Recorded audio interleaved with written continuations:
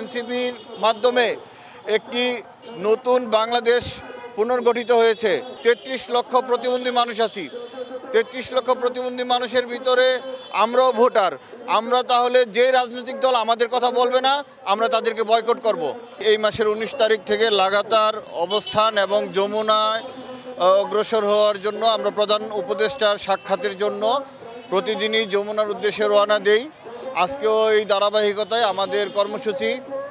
আর গত ১৯ তারিখ থেকে আমরা যারা গ্রাজুয়েট ব্যক্তি আছি, যারা চট্টগ্রাম, ঢাকা, জাহাঙ্গীরনগর, রাজশাহী সহ জাতীয় বিশ্ববিদ্যালয় থেকে যারা অনার্স মাস্টার্স কমপ্লিট করেছি, তারাই আমরা এই দাবিগুলো নিয়ে এসেছি। আমাদের দাবি প্রথম হলো কর্মসংস্থান। আমরা আমাদের সারা বাংলাদেশে যেই ক্ষেত্রগুলো আছে প্রতিবন্ধীদের চাকরির, এই জায়গাগুলোতে প্রধান উপদেষ্টা নির্বাহী আদেশের মাধ্যমে আমরা এটা নিয়োগ চাই।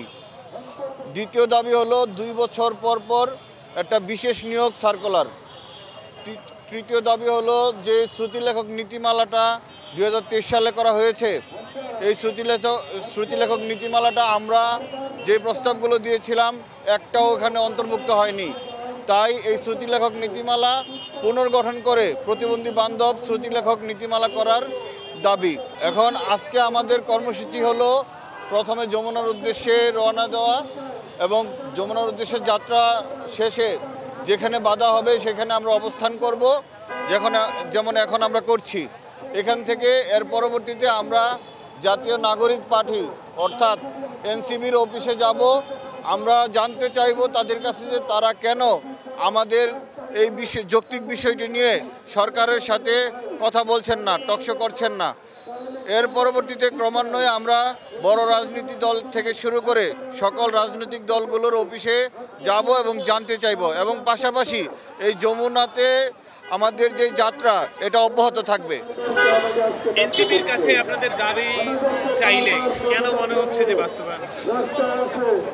এনসিপি বর্তমানে একটি আলোকিত একটি দল।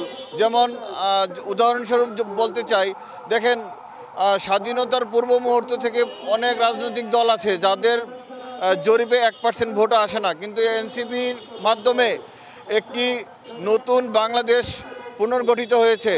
একটা ফ্যাসিস্ট সরকার কে হটিয়ে দিয়ে তারা আজকে লাইফলাইনে আসছে। তাই তাদের কথা এবং সেই আন্দোলনের কিছু কিছু ব্যক্তি সরকারের একজন অঙ্গ।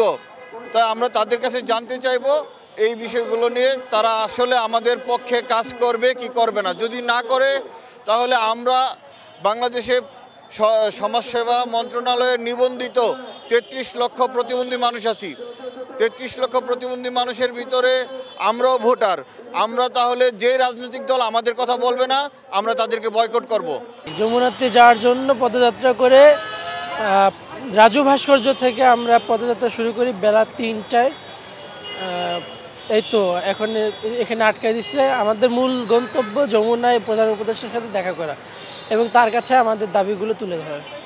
আপনাদের কি কি দাবি? আমাদের দাবি হচ্ছে আমরা যারা গ্রাজুয়েট আছি, যারা পড়াশোনা করে শেষ করেছি, অনার্স পাস করেছি বা কেউ মাস্টার্স পাস করেছে, তাদেরকে রাষ্ট্রীয় নির্বাহী আদেশে কর্মসংস্থানের ব্যবস্থা করা। অর্থাৎ দেশের যেগুলো স্পেশালাইজ সেক্টর আছে, যে পদগুলো খালি আছে দীর্ঘদিন যাবৎ, এই পদগুলোতে আমাদের যেন নিয়োগ দেওয়া হয়। এবং আপনারা হয়তো জানেন যে দেশের 64টা জেলা 64টা সমন্বিত দৃষ্টি প্রতিবন্ধী কার্যালয় আছে, যেখানে শুধু দৃষ্টি প্রতিবন্ধী স্টুডেন্টরাই পড়াশোনা করে এবং সেখানকার টিচারদেরও এমন ক্রাইটেরিয়া থাকা দরকার যে যারা ব্রেল পদ্ধতি জানে, সেটা শুধু দৃষ্টি প্রতিবন্ধীরাই জানে। তো ওই পদগুলো এখন শূন্য এবং স্কুলগুলোও বন্ধ আছে, অথচ প্রতি বছর এদের পিছনে অনেক বরাদ্দ হয় যেগুলো ব্যয় হয় না, খরচ হয় না, আবার বছর শেষে চলে যায়।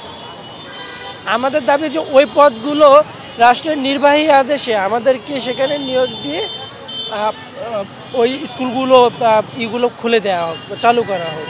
এতে করে আমাদের যেমন কর্মসংস্থানের ব্যবস্থা হবে, যারা শিক্ষা থেকে বঞ্চিত হচ্ছে, যে সকল দৃষ্টি প্রতিবন্ধী ছেলেমেয়েরা আছে, তারাও শিক্ষার সুযোগটা পাবে।